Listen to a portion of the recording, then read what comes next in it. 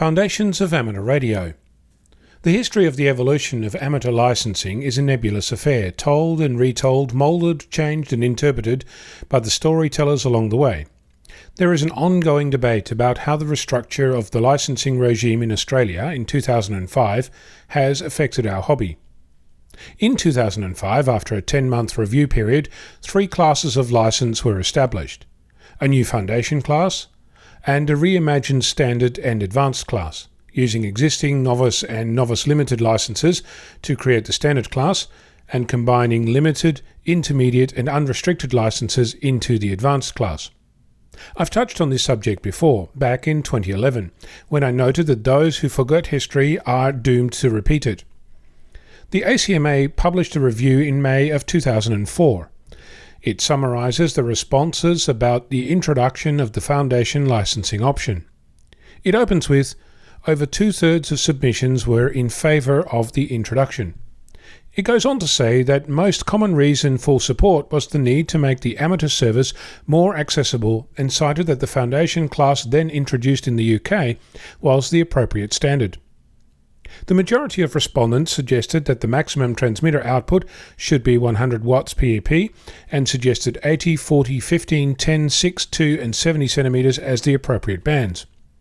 Also of interest is that 39% of respondents were in favour of a 2-tier licensing structure, where 24% were in favour of a 3-tier structure. The ACMA report also mentions that many respondents suggested that the foundation license should not be renewed without the licensee being re-examined. If you're familiar with the restrictions and obligations of the foundation license, then you'll recognise that some of these responses were agreed to and some rejected.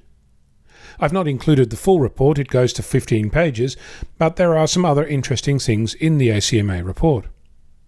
The ACMA notes that the main reason cited for requiring a foundation licensee to be re-examined was to promote the license as a stepping stone to amateur radio operation. It notes that while there are provisions in the Act for such a re-examination, where there are reasonable grounds to believe that a qualified operator would be unable to achieve satisfactory results, the ACMA notes that none of the current amateur licensing options requires an amateur operator to be re-examined regularly.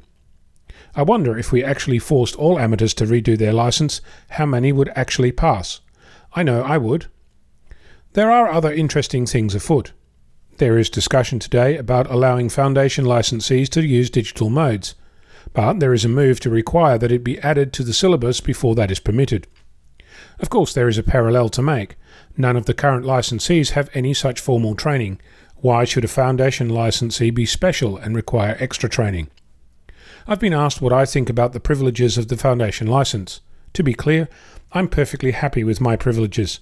I've yet to experience all that amateur radio offers, and by turning my operating power to half the permitted level, 5 watts, I'm learning specifically what works and what doesn't. I'm learning about propagation, about antennas, about operating techniques, and about patience. I'm sure that this stands me in good stead wherever I go. One final comment. The ACMA report references a submission by a group called CQVK. I managed to track down the 112-page submission and have uploaded it to the FTROOP website, the home of the weekly net in which new and returning hams can get together every week. Have a look at the ACMA report and the CQVK report at ftroop.vk6.net. As I've said before, those who forget history are doomed to repeat it. Let's not. I'm Onno, Victor Kilo 6, Foxtrot Lima Alpha Bravo.